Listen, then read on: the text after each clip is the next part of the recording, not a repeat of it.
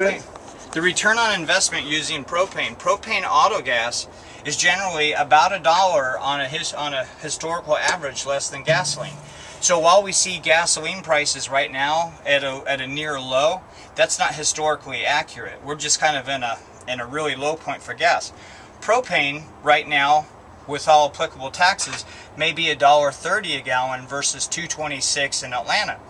But what's going to happen is the federal government's going to rebate 50 cents of every gallon that you use of propane to as a rebate. So basically your propane costs 80 cents. Now, how does that work?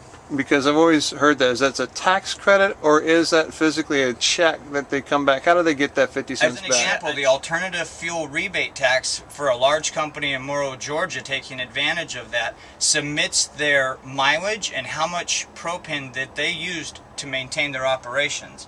So they apply every quarter for the 50 cent a gallon rebate.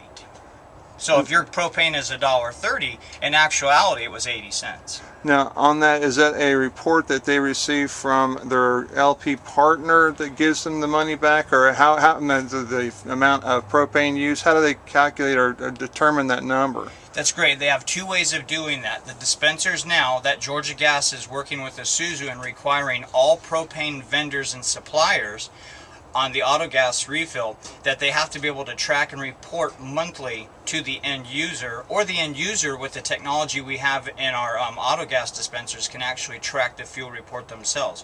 So one, they can track it themselves and then back it up to make sure they've missed nothing from their fuel provider. Fantastic.